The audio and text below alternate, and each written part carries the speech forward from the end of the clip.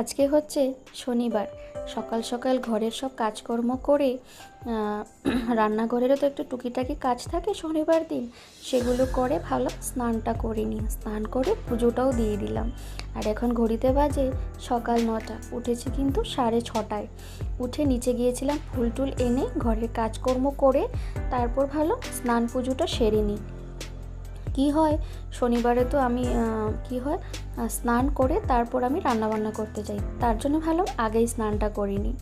Hello সবাইকে, good morning. কেমন আছো সবাই? মুগ্ধতা অ্যান্ড মি চ্যানেলের নতুন আরও একটি ব্লগে তোমাদের প্রত্যেককে স্বাগত জানাই। আশা করি সবাই খুব ভালো আছো, আমিও খুব ভালো আছি। তো আজকে শনিবার, তোমাদেরকে আগেই বললাম।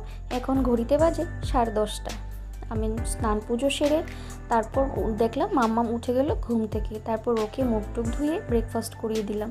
তারপর অনেকটা দেরি হয়ে গেল, ভাবছিলাম যে কি বানাবো। আগে সকালে ভেবেছিলাম রুটি আর আলু ভাজা করব। তারপর ভাবলাম এখন যদি আমি রুটি আর আলু ভাজা করতে বসি তখন আর ব্রেকফাস্ট আর কখন করব। আর আমার হাজব্যান্ড গেল সকালবেলা ঘুম থেকে উঠে, ও তো ঘুমোয় না, ও তো নাইট শিফট করলো। আর আজকে শনিবার, আজকে ওর ছুটিই আছে। শিফট শেষ হয়েছে সকাল 7:30টায়। তারপর মামামের সাথে গিয়ে একটু শুয়েছিল, ও উঠলো 10টায়। তারপর স্নান টান করে গেল মন্দিরে।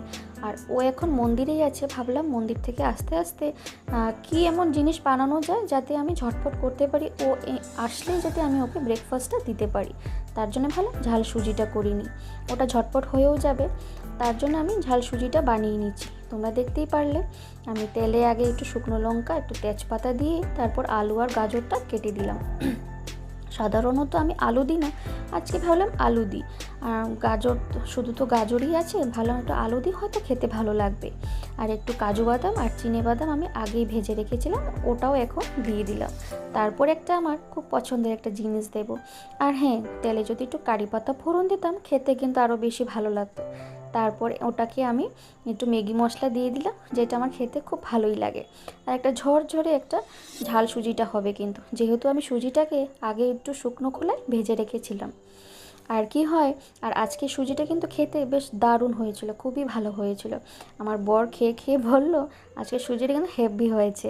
আর হ্যাঁ, যদি একটু কারি পাতা ফোড়ন দিতে পারতাম তাহলে কিন্তু আরোই ভালো লাগতো।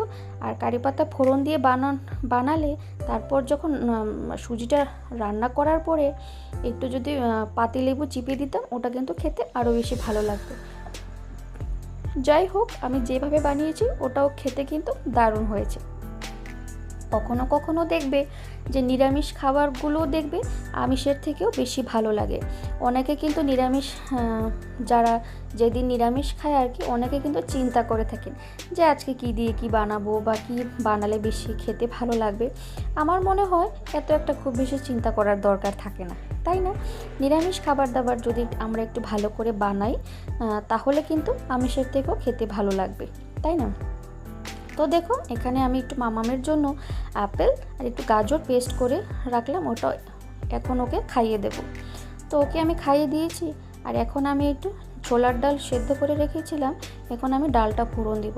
আর আমি একটাই শুকনো লঙ্কা দিলাম, কারণ ওটা মামামের জন্য, আজকে আমাদের জন্য ডাল করলাম না। যদিও যদি বেশি থাকে আমরাও খেতে পারবো।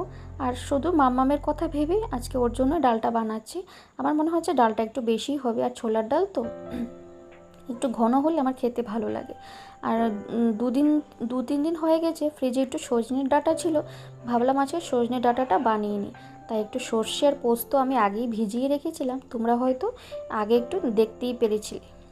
তো তো ওটাকে আমি ভিজিয়ে রেখে এখন পেস্ট করে দিয়ে দিলাম, অবশ্যই একটু নুন আর একটু লঙ্কা দিয়ে আমি ওটাকে পেস্ট করে রাখলাম। আর একটু সজনে ডাঁটার চচ্চড়ি করব।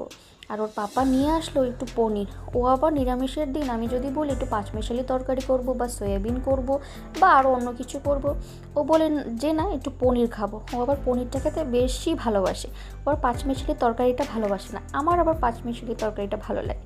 তো যাই হোক, এক একজনের এক একটা রুচি থাকে খাবার, তাই না? তো এখানে নিয়ে আসলো পনিরটাকে আমি কেটে নিলাম। আর সবটুকু আমি না কাটিনি, দুজন মানুষ তো, মামাম তো সেভাবে পনির খায় না, দুজন মানুষ, ভাবলাম একটুখানি রেখে দিই, আর একদিন হয়তো অন্য কিছু সবজি মিলিয়ে খেতে পারবো। তাই আলুটা মনে হচ্ছে আমি আজকে একটু বেশি দিয়ে দিয়েছি।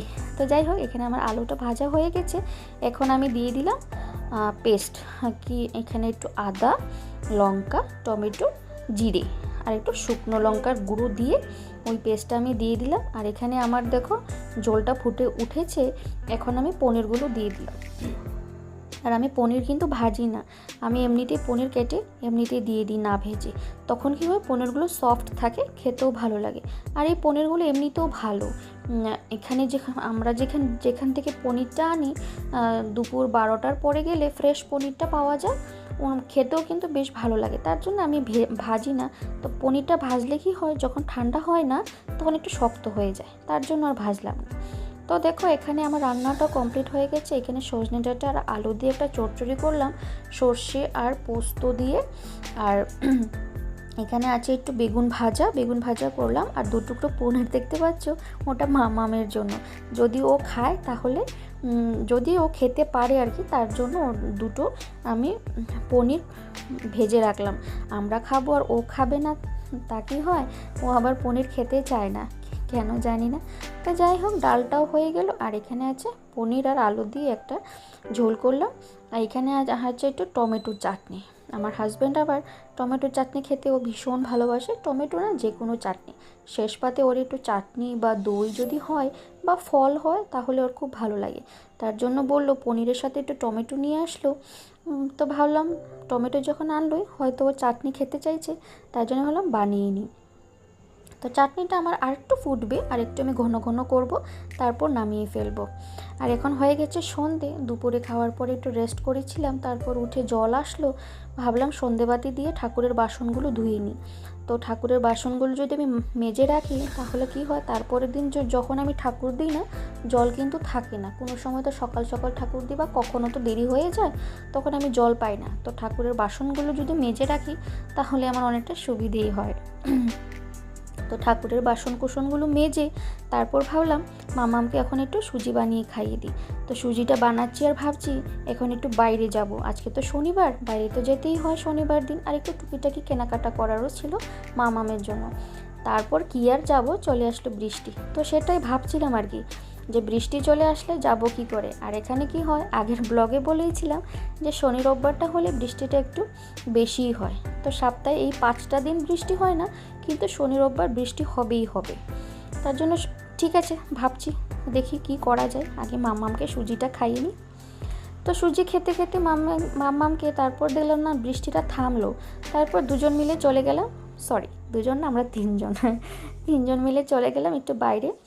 তো কিছুই না, মামামের জন্য 2 জোড়া আমরা জুতো কিনলাম। ও কী করে, ওর অনেকটাই জুতো আছে কিন্তু ছোট হয়ে যাচ্ছে বা কোনোটা হয়তো পরতে পারছে না, তার জন্য ভাবলাম 2 জোড়া জুতো কিনা যাক। তো কিনে নিয়ে আসলাম। তারপর আসার সময় দোকান থেকে একটু চা খাওয়ার জন্য টুকটাক কিছু কিনে নিয়ে আসলাম। তো ভাবলাম যেহেতু বাইরে বৃষ্টি পড়ছে, তো একটু দুধের চা খাওয়া যাক, গরম গরম চা, আর তার সাথে যদি একটু সিঙ্গারা হয় তাহলে মন্দ হয় না। কিন্তু আর কি করব, সিঙ্গারা তো পেলাম না, রাত বেজে গেছে এখন 9টা, কী করে সিঙ্গারা পাবো বলো তো। তাই কচুরি পেলাম, কচুরিটাই নিয়ে আসলাম। তো আর কিছু করার নেই, যেটা পেলাম সেটাই নিয়ে চলে আসলাম। তো চলো, আজকে চা আর কচুরির সাথে আমি ব্লগটা এখানেই শেষ করছি। তোমাদের যদি কোনো কিছু ভালো লেগে থাকে আমার এই ব্লগে, তাহলে একটা লাইক করে দিও। তোমাদের একটা লাইক আমার এই ভিডিওটি আরও অন্যজনের কাছে পৌঁছতে সাহায্য করবে। চলো টাটা, বাই।